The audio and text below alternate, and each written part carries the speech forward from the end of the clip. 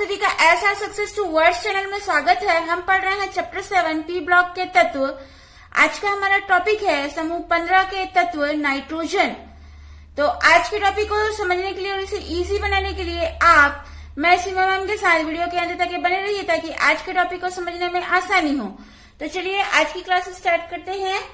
तो नाइट्रोजन, जिसको हम N2 के रूप में लिखते हैं या इसे डाई नाइट्रोजन भी कहते हैं, तो हम देखते हैं नाइट्रोजन का अब सामान्य व्यवहार। आवर्त सारणी में हर एक समूह का सबसे पहला तत्व समूह 15 के अन्य तत्वों से गुणों में असमानता प्रदर्शित करता है। समूह 15 में 5 तत्वों को रखा गया है, नाइट्रोजन, फास्फोरस, आर्सेनिक, एंटीमनी और बिस्मथ, जिसमें नाइट्रोजन अपने ही समूह के अन्य तत्वों से असमानता प्रदर्शित करता है। ये कुछ विशेषताओं के कारण यह अपने समूह के सदस्यों से असमानता प्रदर्शित करता है। तो ये विशेषताएं हैं, फर्स्ट, उच्च ऋण विद्युता, यानी कि हम जो नाइट्रोजन है इसका परमाणु क्रमांक 7 होता है। इसके लिए इलेक्ट्रॉन 2 और 5 भरे जाते हैं और इलेक्ट्रॉनिक विन्यास 1s2 तो हम देखते हैं कि इसके बाह्यतम कोश में 5 इलेक्ट्रॉन होते हैं, जैसे हम चित्र में प्रदर्शित है। पहले कक्षक में 2 इलेक्ट्रॉन और बाहर कक्षक में 5 इलेक्ट्रॉन। तो जो 5 इलेक्ट्रॉन होने के कारण यह उत्कृष्ट गैस के समान विन्यास प्राप्त करने के लिए ये 3 इलेक्ट्रॉन को ग्रहण करके M3- आयन बना सकते हैं। तो इनकी उच्च ऋण विद्युता के कारण ये अपने समूह के अन्य तत्वों से भिन्नता प्रदर्शित करता है। सेकंड, छोटा परमाणु आकार। इसमें हम देखते हैं जो इसका आकार होता है इस समूह के अन्य सदस्यों से इसका आकार छोटा होता है। थर्ड पॉइंट, रिक्त डी कक्षकों का अभाव।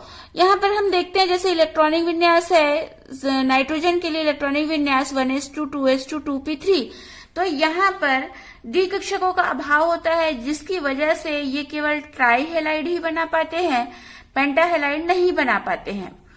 फोर्थ पॉइंट है पी पाई बहुबंध बनाने की प्रवृत्ति।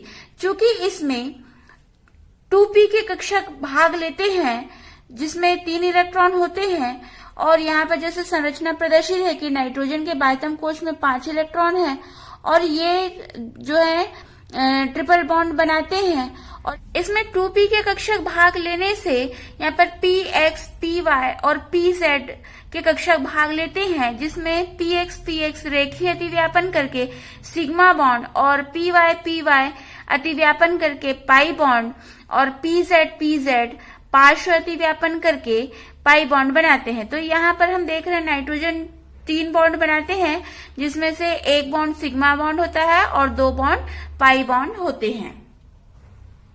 आगे देखते हैं समूह 15 के सदस्यों से भिन्नता।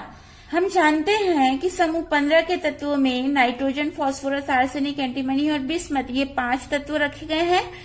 तो नाइट्रोजन में अनेक गुण ऐसे होते हैं जो समूह 15 के अन्य तत्वों में नहीं पाए जाते हैं। इसलिए अनेक समानताओं के बावजूद भी नाइट्रोजन अपने ही परिवार के सदस्यों से भिन्नता प्रकट करता है। तो ये भिन्नताएं इस प्रकार से हैं। फर्स्ट, साधारण ताप व दाब पर नाइट्रोजन गैस होते हैं, जबकि अन्य तत्व फास्फोरस, आर्सेनिक, एंटीमनी ये सभी ठोस होते हैं। सेकंड, नाइट्रोजन द्विक परमाणु, जिसको हम N2 अणु के रूप में लिखते हैं, लेकिन जो अन्य तत्व होते हैं फास्फोरस, आर्सेनिक, एंटीमनी ये सभी चतुष परमाणुक होते हैं। इसको हम P4 S4 ऐसा लिखते हैं। यहाँ पर ये द्विक परमाणुक बनाता है क्योंकि यहाँ पर नाइट्रोजन जो है 2 परमाणु मिलकर के और इनके बीच में ट्रिपल बॉन्ड होता है।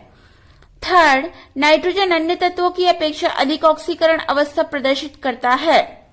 समूह 15 के तत्वों की ऑक्सीकरण अवस्था, यहाँ पर हमें तत्वों के ऑक्सीकरण अवस्था प्रदर्शित है, जिसमें हम देख रहे हैं नाइट्रोजन -3 -2 -1 0 +1 +2 +3 +4 +5, जो कि समूह 15 के सभी तत्वों से अधिक ऑक्सीकरण अवस्था प्रदर्शित करता है। फोर्थ, रिक्त डी कक्षक का अभाव।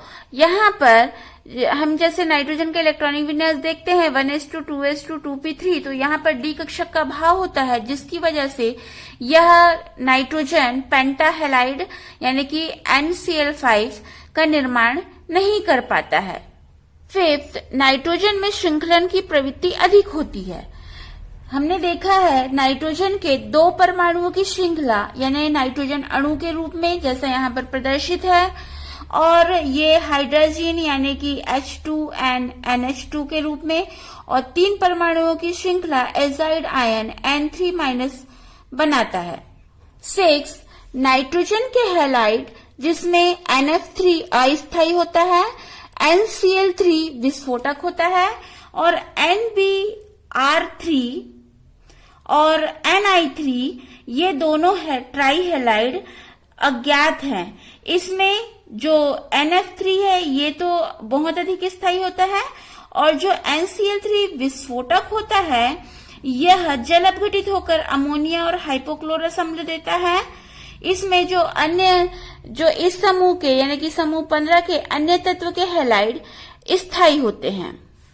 7, नाइट्रोजन अक्रिय होता है, मतलब ये कम क्रियाशील होता है, और क्योंकि यह जो नाइट्रोजन और नाइट्रोजन के बीच में ट्रिपल बॉन्ड का निर्माण होता है, और जो अन्य तत्व होते हैं ये एकल बंध के कारण क्रियाशील होते हैं। जैसे कि हम फास्फोरस का यहाँ पर संरचना दी गई है, जो फास्फोरस ये चारों कोनों पर स्थित होते हैं, और हर एक फास्फोरस अन्य 3 फास्फोरस से एकल बंध से जुड़ा रहता है। जैसा कि हम जानते हैं कि नाइट्रोजन वातावरण में 78% होता है। यदि ये क्रियाशील होता तो जो हमारे आसपास की चीजें हैं या दुनिया में जो भी चीजें हैं ये सभी हो सकता है कि ये जल जाती। यदि ये क्रियाशील होता तो ऑक्सीजन से अभिक्रिया करता, पानी से अभिक्रिया करता, जलवाष्प से अभिक्रिया करता, और वातावरण में विभिन्न प्रकार की गैसें हैं उनसे भी अभिक्रिया करता, और ऑक्साइड का भी निर्माण कर सकता। तो ये ऐसा नहीं है। तो नाइट्रोजन के 78% होने से भी किसी भी प्रकार की क्षति नहीं होती है। 8 पॉइंट है, नाइट्रोजन का हाइड्राइड अमोनिया सबसे अधिक क्षारी होता है। समूह 15 के सभी तत्वों के केंद्रीय परमाणु, जैसे अमोनिया है तो अमोनिया का केंद्रीय परमाणु नाइट्रोजन होगा। तो इसी प्रकार से समूह 15 के सभी तत्वों के हाइड्राइड के केंद्रीय परमाणु पर एकाकी इलेक्ट्रॉन युग्म उपस्थित होने के कारण ये सभी लुईस क्षार की भांति व्यवहार करते हैं। और जब हम समूह में ऊपर से नीचे यानी नाइट्रोजन से जब बिस्मथ की ओर जाते हैं तो इनकी क्षारीयता कम होती जाती है। नाइट्रोजन का हाइड्राइड अमोनिया इसका अधिक क्षारी होने का कारण है कि नाइट्रोजन का आकार छोटा होता है और इस पर एकाकी इलेक्ट्रॉन युग्म उपस्थित होता है, जिसकी वजह से नाइट्रोजन पर इलेक्ट्रॉन घनत्व उच्च होता है। इस वजह से अमोनिया अधिक क्षारी प्रकृति का होता है। 9 पॉइंट है, नाइट्रोजन हाइड्रोजन बंध बनाता है लेकिन अन्य तत्व कम विद्युत ऋणात्मकता के कारण हाइड्रोजन बंध नहीं बनाते। जैसे हमको यहाँ पर चित्र में प्रदर्शित है, नाइट्रोजन हाइड्रोजन के बीच में ये हाइड्रोजन बंध बना है। यहाँ पर नाइट्रोजन हाइड्रोजन बंध क्यों बनाता है? क्योंकि नाइट्रोजन हाइड्रोजन की अपेक्षा अत्यधिक ऋण विद्युतीय होता है, जिसके कारण अमोनिया अंतर अणुक हाइड्रोजन बंध बनाता है। लेकिन समूह 15 के अन्य तत्व जैसे फास्फोरस, आर्सेनिक, एंटीमनी और बिस्मथ की ऋण विद्युता हाइड्रोजन के लगभग समान या बराबर होती है, जिससे ये हाइड्रोजन बंध नहीं बना पाते हैं और अमोनिया हाइड्रोजन बंध के कारण संगुणित होते हैं, जबकि समूह के अन्य तत्वों के हाइड्राइड संगुणित नहीं हो पाते हैं। 10 पॉइंट है, नाइट्रोजन के ऑक्साइड बहुलक रूप नहीं बनाते, जबकि अन्य तत्व बहुलक ऑक्साइड बनाते हैं, जैसे कि P4O6, P4O16 आदि। आगे हम देखते हैं नाइट्रोजन का गंधक या सल्फर से विकर्ण संबंध। तो पहले हम विकर्ण संबंध को समझते हैं। तो विकर्ण संबंध को इस प्रकार से परिभाषित किया गया है कि आवर्त सारणी के द्वितीय आवर्त के तत्व अगले समूह के तृतीय आवर्त के तत्व के साथ अनेक समानताएं प्रकट करता है। इस प्रदर्शन को विकट संबंध कहते हैं। कहने का तात्पर्य ये है कि जो आवर्त सारणी में द्वितीय आवर्त के तत्व जैसे lithium, beryllium, boron, carbon, nitrogen, oxygen, fluorine, ये द्वितीय आवर्त के तत्व हैं।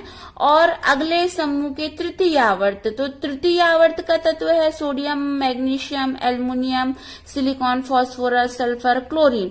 तो इसमें जो द्वितीय आवर्त के तत्व होते हैं ये अगले समूह के तीसरे आवर्त के तत्व के साथ समानताएं प्रकट करता है। यानी कि जैसे हम यहाँ पर देख रहे हैं तो लिथियम मैग्नीशियम से विकर्ण संबंध रखता है, बेरिलियम एल्युमिनियम से विकर्ण संबंध रखता है, बोरॉन सिलिकॉन से विकर्ण संबंध रखता है, कार्बन फास्फोरस से विकर्ण संबंध रखता है। इसी प्रकार से नाइट्रोजन सल्फर से विकर्ण संबंध रखता है। विकर्ण संबंध विद्युत ऋणात्मकता में लगभग समानता होने के कारण होता है। नाइट्रोजन और सल्फर में क्या समानताएं होती है इसको हम देखते हैं। तो फर्स्ट कि नाइट्रोजन और सल्फर दोनों अधातु तत्व हैं। सेकंड, दोनों के ऑक्साइड अम्लीय होते हैं जो जल से संयोग करके प्रबल अम्ल बनाते हैं। थर्ड, नाइट्रोजन और सल्फर प्रबल विद्युत ऋणात्मक होते हैं। फोर्थ, नाइट्रोजन और सल्फर प्रबल ऑक्सी अम्ल व लवण बनाते हैं जैसे कि नाइट्रेट, सल्फेट आदि। फिफ्थ, नाइट्रोजन और सल्फर हाइड्रोजन के साथ संयोग कर स्थायी सहसंयोजक हाइड्राइड बनाते हैं। यानी कि नाइट्रोजन हाइड्रोजन से अभिक्रिया करके अमोनिया बनाता है और सल्फर हाइड्रोजन के साथ अभिक्रिया करके हाइड्रोजन सल्फाइड बनाता है। आपको वीडियो पसंद आई तो लाइक कीजिए, शेयर कीजिए और मेरे चैनल को फर्स्ट टाइम वॉच कर रहे हैं तो सब्सक्राइब कीजिए, बेल आइकन को दबाइए ताकि वीडियो की नोटिफिकेशन आपको सबसे पहले मिले। और आपने सब्सक्राइब किया तो आपका थैंक्स, और जिन्होंने करने वाले हैं उनको भी थैंक्स। यदि आपने सब्सक्राइब नहीं किया है तो प्लीज़ सब्सक्राइब कीजिए। आपका एक सब्सक्राइब मुझे मोटिवेट करता है आगे वीडियो बनाने के लिए। और इंस्टाग्राम पर सीमा साहू 179 को फॉलो कीजिए। Thanks for watching this video.